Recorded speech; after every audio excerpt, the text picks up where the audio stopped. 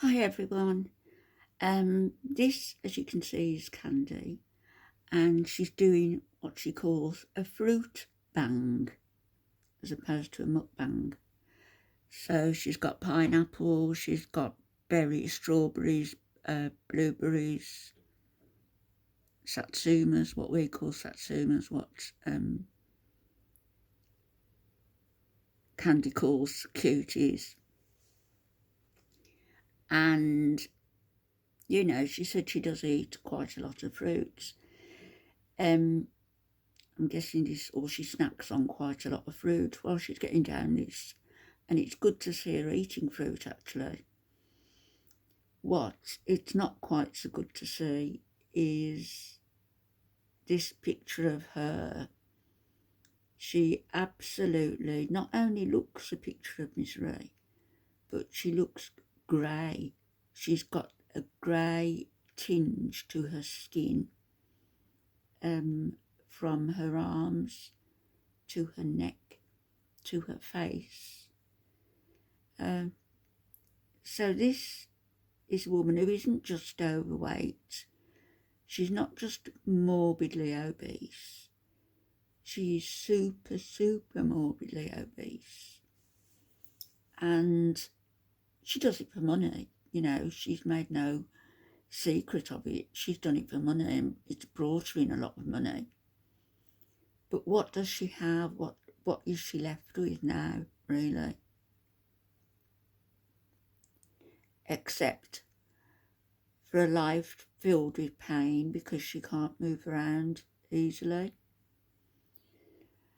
A life filled with misery because she can't go out. She really seems to have no friends except Susan. I might be wrong, but it seems only Susan and maybe Hungry Hippie, or whatever he used to call himself. And so she's got nobody, and she doesn't get out. So what is there? She's got no hobbies. She occasionally listens to audiobooks. She used to have a cat. I don't even think she's got a cat now. So what interests does she have, really? Very few. And I almost feel guilty at watching her, because I've now got a very strong impression that we are watching, we're watching something that is going to lead to devastation, really. She looks ill.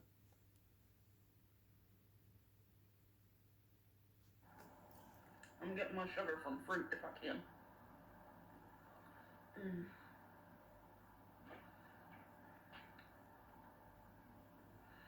No. One of her arms is two of my legs. No. Yes, I'm eating fruit. Good. I do eat fruit. I do eat vegetables.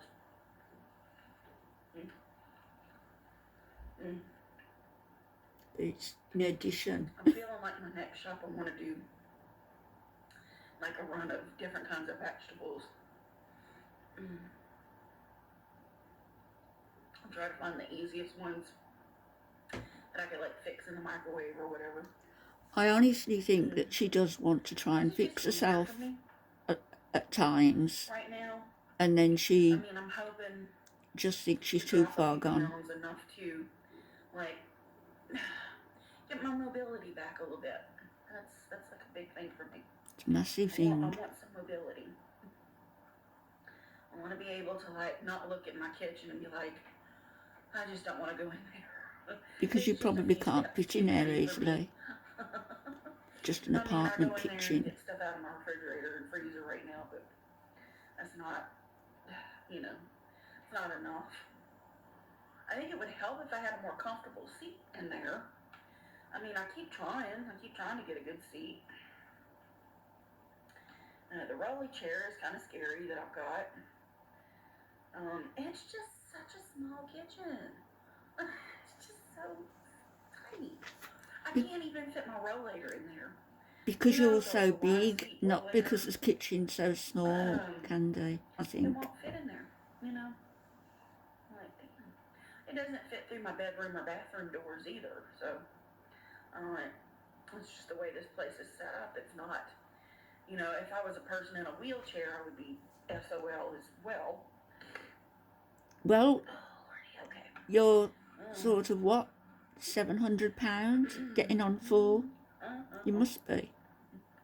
I'm gonna get home. I don't know. I'm trying to be engaging. I'm trying to have something to say that means something. Instead of just doing videos for the money. Yeah.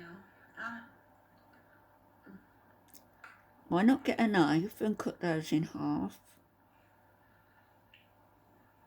It sucks not having any family. You've got children. It's like they all, you know, drop dead, just one right after the other. That's terrible, Candy. You've got children. Okay. You've got children. They aren't. You know, and I still talk to my son, so he's about the only, you know, actual family that I have contact with. Well, I'm glad. I talk to my cousin, just one cousin, and she's a distant cousin, but I love her. I mean, I love her so much. She checks on me every now and then, and you know, we kind of have similar health issues, so we can kind of like bounce things off of each other.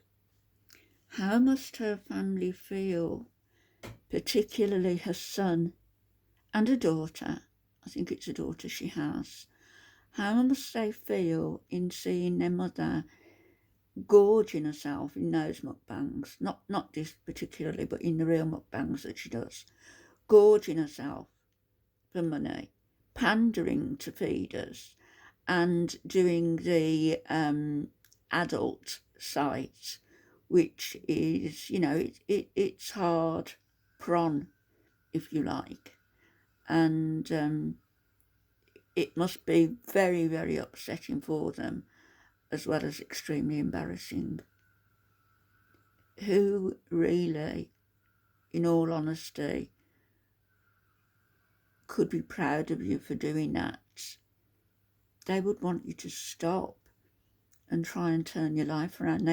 I'm sure they love you, and despite everything, and you should love them enough to try and help yourself. When we're having, you know, particular issues. But I have another group of cousins. My sister aunt. Because my grandparents adopted me, my aunt, my mama's older sister became my sister. And my mama became my sister. So, you know, it sounds like some backwoods country stuff, but it's really not. It's just, you know, my grandparents thought adopting me would keep my daddy away. And it did. It did. You know. And I'm very, very glad that they did. Because when I turned 18, I got a letter from my daddy that was sent to the Ascension Parish Library where I had my very first job. You know, he got that through my Social Security number, which somehow he had. And he found me. And he sent me a phone number, you know, and I talked to him on the phone. And the very first thing he did was talk bad about my mama. You know, and that, I never spoke to him again. I never spoke to him again. I mean, you know, it was his choice to leave out of my life. So. Nobody's perfect, Candy, and you're talking bad about your dad now. You know, and I can understand perfectly well now. I don't really want to hear it. Well, my daughter doesn't really like to talk to me very much. She does. She does. Does she? You know, I mean, my kids are grown. They're grown people. But you didn't raise them. You didn't raise them. People think about, you know, well, she's got kids, and they're, they think of like little babies or whatever. It's like they weren't even little, you know. Yeah, they were. They were kind of little when I left, but my You left my them. ex mother-in-law, she had because I was so messed up, with my mental health issues and whatnot. I mean, I was becoming a danger, like a literal danger to myself and other people. I mean, it was incredibly ugly. I mean, those babies saw me in all manner of horribleness. Just crying and screaming and shaking and rocking. And I mean, literally, if I hadn't left, something really bad could have happened. I mean, um, and if I hadn't gone where I went, I was either going to the graveyard or to prison Please or stop.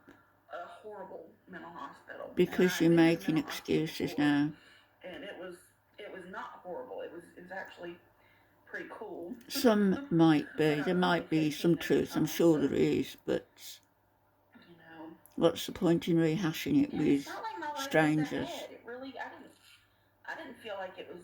And now looking back, it was actually great. I mean, other than my grandfather, he could be very, very controlling, and he could be, what's the It word? doesn't look as though he had much control over you. He'd pick a little bit, he'd make fun of you. But even though he did that, I mean, I still practically worshipped him, until I became a teenager myself, and I don't want to bite no. You're doing what your dad did and criticising Here, your family. Um, What your dad did to your mama. yeah, I became a teenager and all bets were off,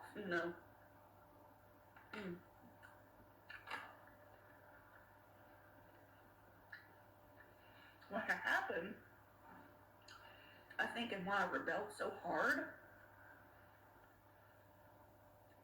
as a little one, from like 7, 8, 9, 10, I was allowed to just run free. I mean, run free. I could go anywhere. I'd stay out till after dark. I mean, it was just Generation X, okay? I mean, we were the definition of free-range kids. I was just out there. And I know I've told y'all this before, but to get me home for dinner, my granddaddy whistled, and he was a very loud whistler. I mean, he just, I can't whistle for, I can't. But he would whistle really loud, and if I was close enough, I could hear him. But if I was way on the other side of the woods or whatever, and I didn't respond like within like 10, 15 minutes or whatever, he would blow this big old foghorn. So I'd know to run home, and I was like, okay, it's over for the day. And I just wanted to get out of that cycle, that toxic thing that I learned in my life. Basically I was taught to be very, very dependent, very codependent. And then became a teenager and just went off the wall. I just went off the wall. But it's everybody else's fault, isn't it? Always. And I still feel a lot of guilt for that. I feel a lot of guilt and for those things and the way I behaved and certain things that I've had to do in my life. Then I mean, I'm not ashamed of certain things that I've done either. you should be. I mean, the adult stuff. I mean, I learned a new way to live, because the old way wasn't working for me, and then once my partner moved on, and then now is, I should say, not himself anymore. I ended up having to take over the whole business and stuff, and I'm doing everything for myself now. And it's really hard. It's been really, really hard. She means the filming and everything, I think. I don't have the hardest job in the world.